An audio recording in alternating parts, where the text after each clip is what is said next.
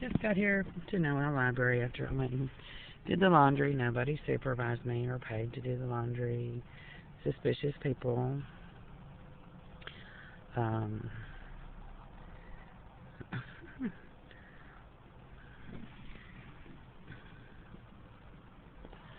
described in my prior video. I'm just being followed around. Is what's going on here by people falsifying an expense account and falsifying my consent to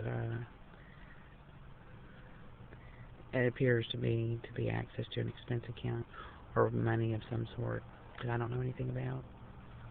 I'm not going to beg strangers to give me money that's mine, that nobody's ever told me about and they shouldn't have access to. That's just it, you know. I mean, that's unbelievable. I don't need to tell people what they already know, that it's not their money and they can't have it, and I don't even know about it. But that's apparently what's going on here, some type of fabrication of an expense account and somebody falsifying evidence to say that I am giving them access to and permission to spend money or pay bills with money that's supposed to be mine, and that's what I think just happened at the laundromat.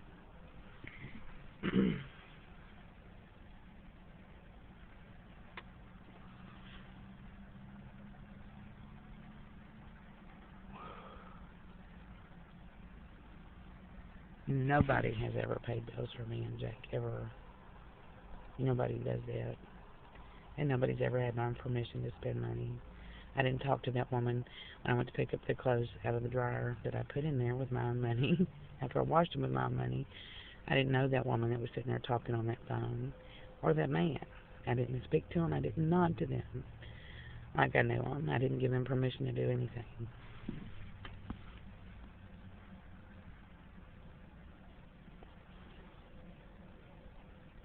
She did put her phone down, though, after I walked out the door.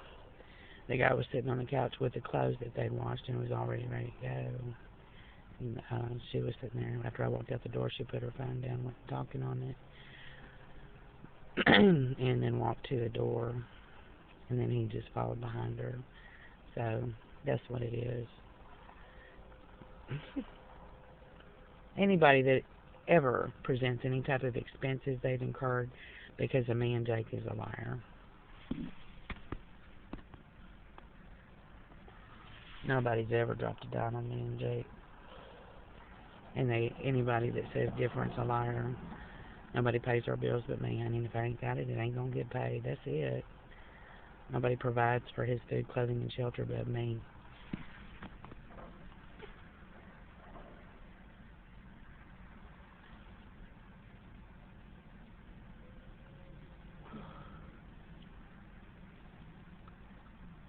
And I have no knowledge whatsoever of any bank account, financial accounts, but debit cards, expense accounts, anything like that. Nobody's ever told me that.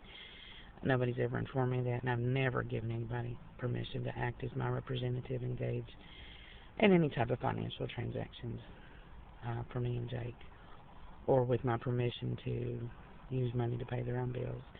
And that man, you know, that's what he said to her right after I sat on the couch and started looking at a magazine with George Strait on the cover.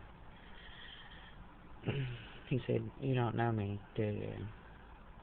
He didn't say it to me, though. He said it to the woman that was on the phone. And he repeated it. And she didn't answer him.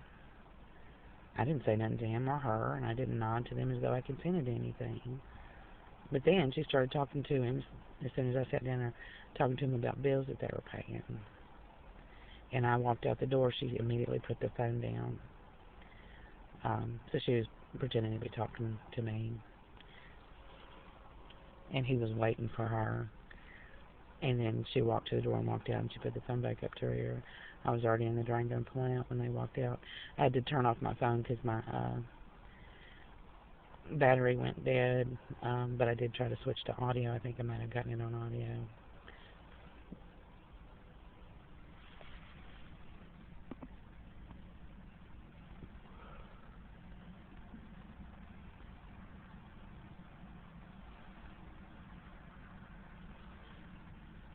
We are cash cows.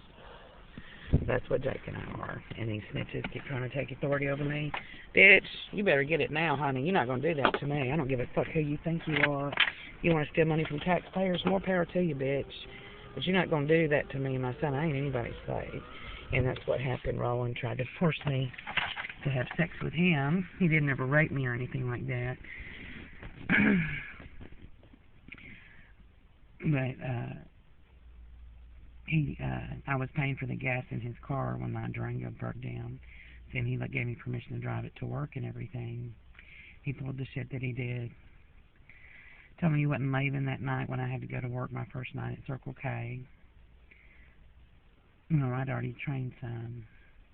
I think it was the first night I was supposed to work alone. So I had to call the cops on him. He left, and that was November the 28th, I think, or 29th. I mean, he had just decided I wasn't going to drive his car anymore, even though I'd put the gas in it the day that he told me he took the distributor cap off so it wouldn't start. And I asked him, he told me I couldn't drive it. And I was like, why? He said, you're not grateful. He said it was something about a text message I sent him, which he totally misinterpreted. But then he kept saying that to me, you're just not grateful. He was trying to force me to have sex with him. Bitch, don't do that to me. I will fucking fight you till you kill me or I kill you, but you're not going to make me fuck you. And I'm not going to be your nigger slave, bitch. You damn sure ain't going to get your hands on my son, and I'm not a drug trafficker. You're not going to make me do that either. And that's what this appears to be. And that's what's going on right now. Darlene came in just a couple of days after Jake and I moved in, started joking around about prostitution and was waiting for me to answer her like, oh, gee, yeah, let's be whores. Her friend Vicky's a whore. Vicky has 4 different children by 4 different men. No, I've never turned tricks. I've never been a prostitute. That's so outrageous to me that it's hard for me to stomach. I wouldn't deal drugs if you paid me $1 million to do it, because it's a death sentence. It is. You know, you might have money while you're dealing them, but I guarantee you're going to have turf wars. What happens to drug dealers? They have a territory. They work up their clientele. They sell drugs. They stand on street corners. They meet people and sell them drugs and sling drugs and all that shit. And then what happens? Another drug dealer wants their customers. Another drug dealer wants their product. Another drug dealer wants their territory. So I end up getting shot. No thanks. I worked for my education for years. Years.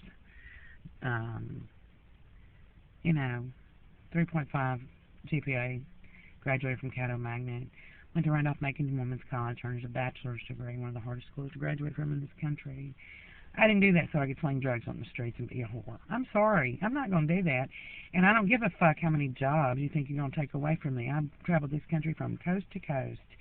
There are many people in this country who would have assembled a lynch mob by now to see this kind of outrageous behavior.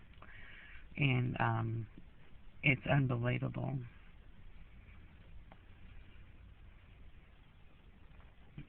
To me, that people can get away with this.